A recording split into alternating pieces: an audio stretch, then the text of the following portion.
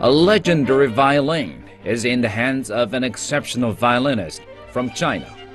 When I first time to touch that, I just have something to imagine what about 200 years ago. Who held it then? Yeah. As a musician, you have to play that. You give the new story, and as the violin maker, you build that, you start the story. That's right. Yeah. And he's leading three others who are also breathing new life into old instruments. As the idea at the beginning, we try to make the best sound with the best musicians. You have to using a lot of time to practice. You have to find the feeling together. You can find the kind of breath together without words. You mean chemistry, say, in other words? Yeah, chemistry. Wang is also one of the few Asian musicians to land a lifelong position at a top Western opera house. What is for me as a best musician, you have to have very, very warmest heart and using your very clear mind. Yeah. Meet Chinese violinist Wang Xiaoming only on Icon. I'm now holding a precious violin. It's called Aurea. It's actually a 300-year-old Stradivari. And now the musician who is playing this violin is a loving husband, is a loving father. Wang Xiaoming is actually the youngest concertmaster of the Zurich Opera House Orchestra ever. And today we'll be talking about his career and his life. We'll start with his story with this violin. Welcome back to Beijing. I should say, welcome home. Thank you very much. This is really my hometown here. Absolutely. Yeah. You studied here in Beijing at the Central Conservatory of Music. Exactly. From 9 years old to 19 years old. But violin, is it the family tradition? Not really. My father was, he's a hobby violin player. Just he liked very much violin music, and they just tried this instrument when I was 4 years old. Yeah, I started playing with 4 years old. Did you choose between the violin or piano?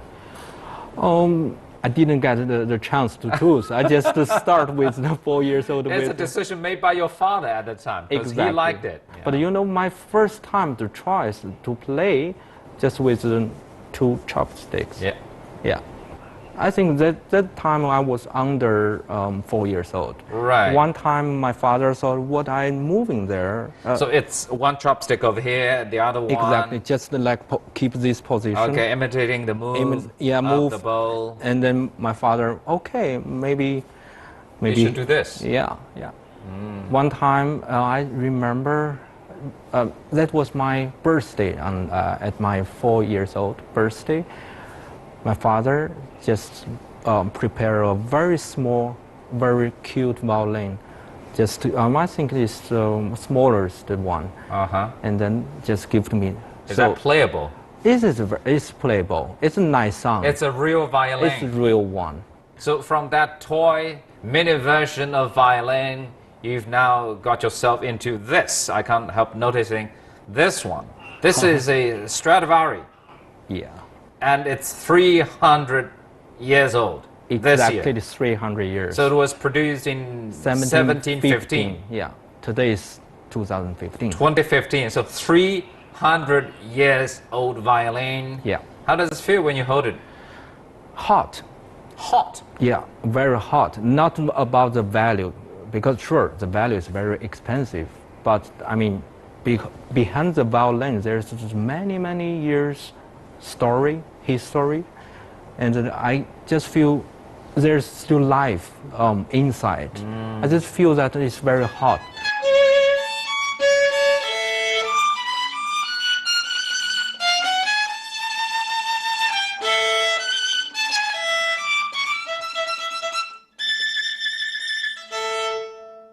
When I first time to touch that, I just have something to imagine what about 200 years ago. Who held it then? Yeah. Who was playing this violin 200 years ago? Yeah, yeah.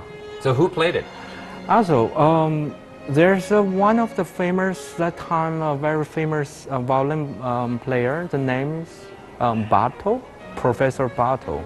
He's actually Polish guy, and living in Berlin, I think. Okay. That time, he switched violin, the position, you know. He's left-handed. Yeah, This side. on this side, yeah. Yeah. It's just opposite. Normally we see people play this side. Exactly. but That time he was on this side. he was using for this side Okay. for 40 years.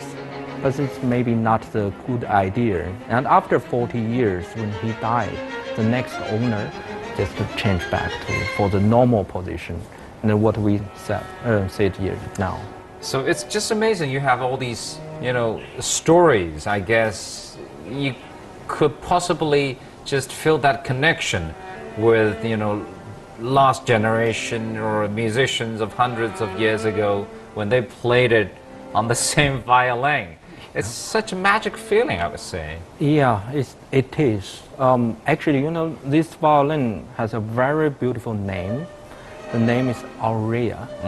The name is actually a girl's name. This violin made it by 1715, and that time the most important time for Stradivari, which is we call the golden period, is from 1710 to 1720. 1715 is exactly the best time of his life. Can I hold it? Can I touch it? Sure. Yeah? Are you sure? I'm sure. You're sure? I'm not quite sure. So it's how much? It's is very now light, worth? right? It is very light. Yeah, yeah. Because after 300 years, the wood is already dry. There's not so many waters at the beginning. But do you need to take any special measures when you use this, when you travel with it? Oh yeah, to travel with them, it's really have to look around and really be careful that we have a very exactly the contract with a foundation, which is support us to have the violin. Sure. It's safe there. Yeah. Interesting. There is even a film, right, about the Red Violin. Yeah. And that won the Oscars for its best original score in that movie. But in that movie, the story says basically Stradivari, the violin maker, who was using the blood of his wife in making. Well, basically, it's about the lacquer of the violin. But that was an exaggeration, right? I can't imagine if my violin is blood inside. Blood red. Yeah. I don't believe that is really. I don't believe that is really using the blood. But what I hear, he has a very special lock for the color. Usually he gives 7 times lock. 7 layers of. Yeah, 7 levels. Lacquer. Lacquer. Okay. Lacquer. Yeah. So, but I mean, the story might be a bit of exaggeration, but I guess the dedication it shows in the movie about the violin maker in making his violins. Yeah. I guess he was not just making a violin; he was making, a piece of artwork at the time. Yeah. You're right. Absolutely. Yeah. Yeah. But the dedication is there. I can totally understand. Yeah. And I guess you can also. You can just tell the story, and it's a very nice story. There is, if there's really during for this blood story, but I mean, actually, I think it's very magic actually. Yeah. And I guess that's the spirit that goes in line with your spirit as a musician, the kind of a musicianship, in playing and in holding a violin like that with such a long history, with all these legendary stories. Yeah, this is just making together. I mean, as a musician, you have to play that. You give the new story, and as a violin maker, you build that. You start the story. That's right. Yeah.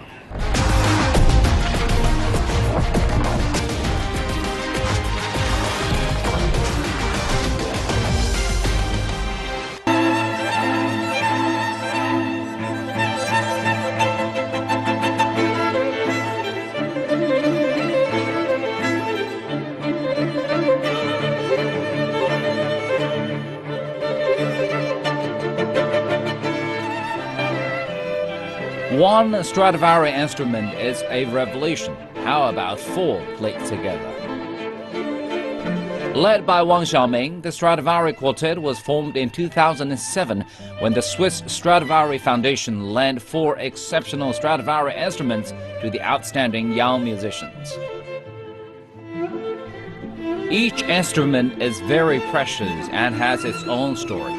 The musicians are dedicated to honoring both the master craftsmen and the renowned composers.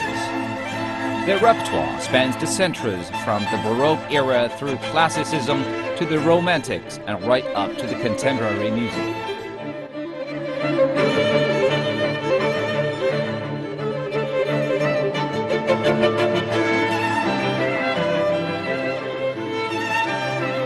How did you come up with this idea to have a quartet?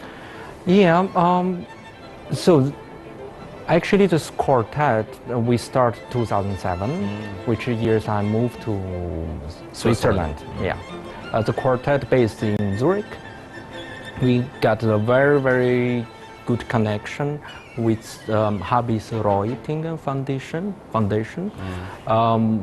This foundation is the Stradivari Foundation as well, and they have 6 strats. We just fund each other the idea. Sure, we got the support from the foundation. We got 4 Stradivaris support us to as an ensemble group to hold these 4 Stradivari. As the idea at the beginning, we try to make the best sound with the best musicians, and then produce the best music to the audience. So best music, best musicians, best instruments, and best music. Yeah. That's pretty much the idea. Yeah. You're a solo artist. At the same time, you play with your members, fellow members in this quartet. How different does it feel for you? Actually, at the beginning, it's not very easy. Sure, we say the music is the best language, but we have a different culture. We have different background. We have different ages. But sure, actually for the chamber music, at the beginning, always not easy because you have to really find each other. It's difficult to say. You have to using a lot of time to practice. You have to find the feeling together. You can find the kind of the breath together without words. You mean chemistry, say in other words? Yeah, chemistry. Just now you mentioned differences in culture. Say you're from China and the rest of the team, they're from Switzerland. Yeah. What is the biggest difference in terms of culture?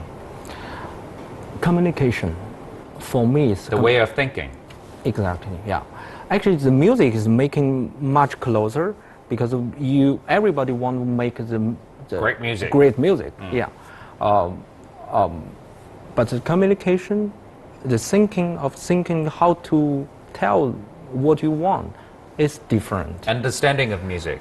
Yeah. Understanding of what is good music. Yeah. So it's more about your education background. You're from the Central Conservatory of Music in China, educated by Chinese musicians, Chinese professors. Yeah. While the rest of them are actually in Europe. Yeah. What about chamber music? I mean, what do you think is the outlook like in China, chamber music? Chamber music actually is kind of for soloists. I won't be say this is a company.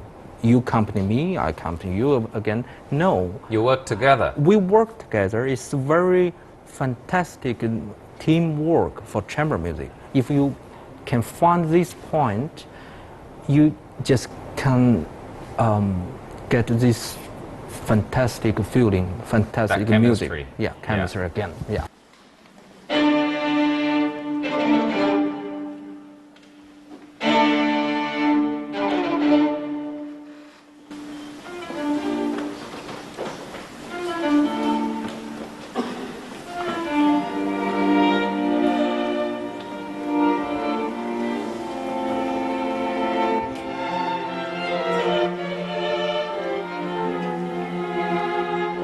Xiaoming is a great violinist and also a great person and friend, especially since Xiaoming has a great experience also in chamber music and also as a concert master in Zurich.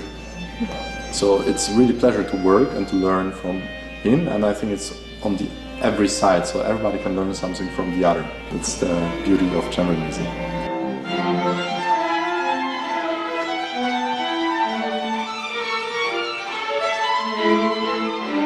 Xiaoming is very easy to work because he has a great talent not only in playing the violin and in knowledge in quartet playing, but he has a very diplomatic sense and a good atmosphere for working together.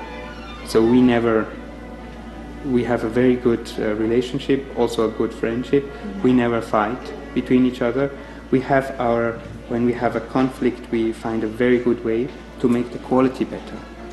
So everything benefits for a better quality, and I think it's to his leadership that we can achieve that. So I think his big strength, next to the violin playing and next to organizing, he's a good organizer, is to balance the atmosphere in the quartet and to keep everyone trying his best. Yeah.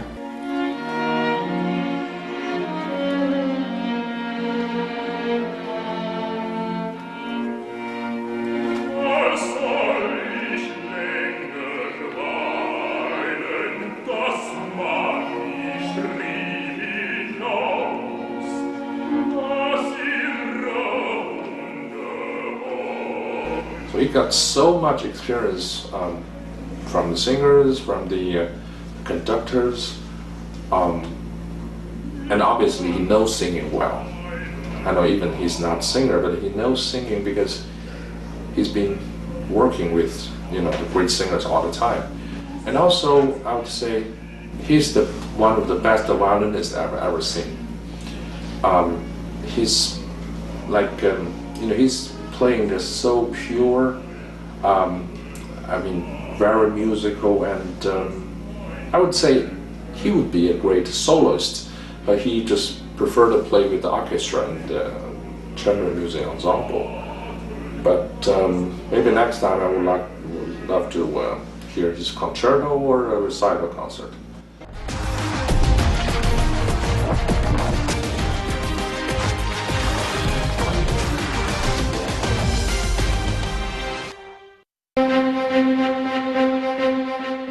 With its magnificent views and vibrant art scene, Zurich is a cultural jewel in the heart of Switzerland. For Wang Xiaoming, it's where he calls home now. In 2008, at the age of merely 26, he landed the coveted position of concertmaster with the Zurich Opera House, the youngest person to do so in its century-long history. Besides savoring career success, he is also enjoying a stable and happy life with his family in the city.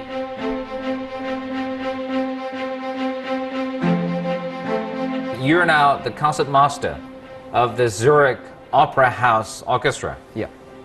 How did that happen? The audition for professional orchestra in Europe, they have a very clear system for how to Audition for a position like that? Yeah. The first round, you have to play the Mozart violin concerto. You know why? Because Mozart violin concerto is one of the most repertoire and one of the difficult repertoire to know how the violin player, the style, the sound, so everything is included with the Mozart violin concerto.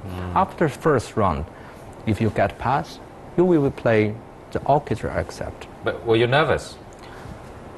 I have to say it's not very healthy to do the audition. It's really nervous. What happened after that?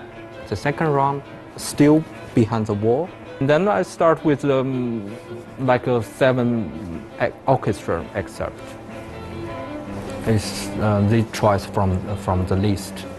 Just to give you 1 minute before you play, or right on before you play. Okay, next piece is Wagner. You play Wagner. Did you have time to prepare in between?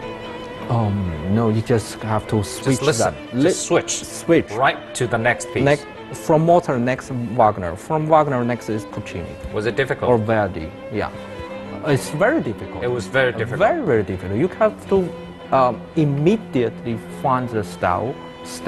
Switch your channels. Yeah, you have to switch that. It was his third round. Yeah, third So round. how many people out of 6? 3. 3 out of 6. Yeah. And what did you do in the third round? But big violin concerto. It's a real thing. Real things coming. Because this With is, an audience? with everybody from the orchestra, Okay. so like 100 people. Where did you get that? I mean, the confidence and, you know, the way to deal with all the pressure, to deal with all these distractions. Where did you get that? You know, what is for me as a best musician, you have to have very, very warmest heart and using your very clear mind. Yeah, this is very kind of different thing. 2 tracks. Yeah, Going different you ways. cannot just explore your mind, and then you cannot control yourself on the stage. But if you too much control, you don't have this warmest heart to the audience. So you have to switch that. You have to find the connection between your mind and the heart. So in other words, you need to let your emotions fly with the musician, with the composer, but at the same time, it has to be in your control. Flying within a scope. Yeah, I think that is during these long years, and then at that moment, I played after the final round, and then the manager director just give me a hand. Congratulations, you got the job. Right on the spot. Right there. After 10 minutes. After 10 minutes. They have to have a They had a talk. little discussion. Yeah, little discussion. So the decision was made literally right on that stage. Say, Yeah. you're hired. Yeah. You're You know- hired for life. Yeah, this is contract for life. This, What did you think of it at the time? I think, wow, I just. Is that real? Is it really Exactly. happening? Yeah. 26 years old at the time. Yeah. And yet you Certainly. won that position of the concertmaster of a top 10 opera house orchestra in Yeah. the world. Yeah. What does it mean to you? Pressure? Pride? Very stable life. I didn't think of that. That is true, though. It's another thing is very important.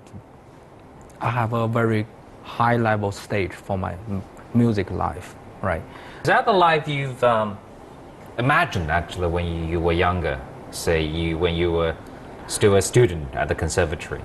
You know, actually, in China or all of in Asia, the students want to be everyone a soloist. Exactly. Yeah. But what I thought, if you are making music, if you are playing violin, you can, okay, if you play the violin, you cannot only say, I will do only for the soloist, because this is too small market there. It's really hard, and hard life as well. Not so stable like me. For a solo artist. Yeah, yeah.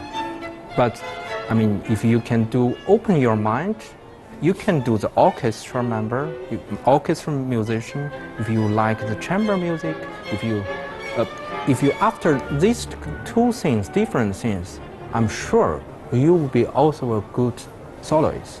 So in other words, you got the chance now to be a solo artist. At the same time, you work with other fellow musicians Yeah. in your quartet, Yeah. and also you get the chance to work with an orchestra. Yeah. So basically, you have the stages of all different sizes. Yeah. Now I do as concertmaster in the orchestra, as a first violin with the Stradivari Quartet, and sometimes I also do some my recital and solo with the orchestra. Nothing to complain about And also I'm a guest concertmaster here in Beijing, with the NCPA. NCP Orchestra, With the NCPA orchestra. since 5 years ago. Yeah. How different is that experience? Actually, the same work, same position, but it's somehow different. In Europe, you have already very clear meaning or mind of every musician in the orchestra. But in China, the orchestra is still young.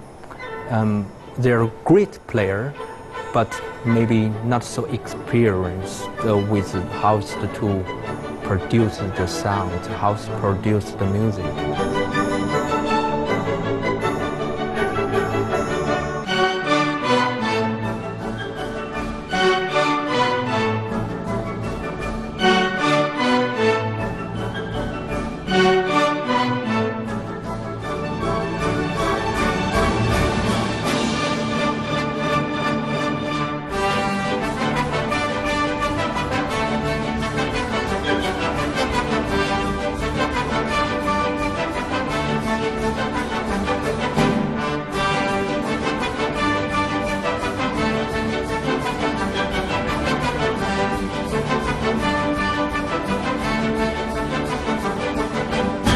So it seems everything is, like I said, in place.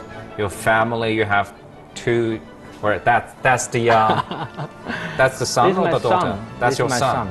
19 months. 19 months. Today is 19 months. And you have also a daughter. Daughter, I- 3 years old. 3 years old. Yeah. So what do you have to complain about? Everything is happening so nicely for you. Your life is, you know, live in such a beautiful country in Switzerland. Just look at that. So what wishes do you have for the family, for your wife, and for your kids? Yeah, actually, my family helped me to do that. To help me to do my career, especially my wife and my parents. You met her in Switzerland. Actually, I met her in China. In China? We are together until today, like 16 years. 16 years already. Yeah. Do you think you're a good husband? When I'm at home, I'm really good A husband. great husband. Yeah. But I mean, when I'm out of the home, I'm also very good. And a great dad? Yeah.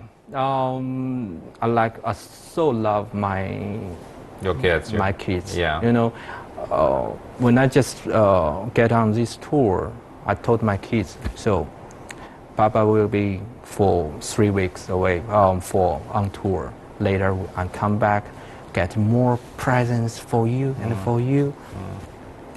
You know what my daughter told me? No, I want Papa at home. Wow. Tears. Yeah. Do they speak Chinese? Yeah. They do. Yeah, they do. Yeah. So deep in your heart, very much Chinese. Yeah. So all the best wishes to you, to your career, and to the family. Thank you very much. Thank you very much for your time Thank and for you. your stories. My pleasure. It was a great conversation. Thank you. Thank you. Thank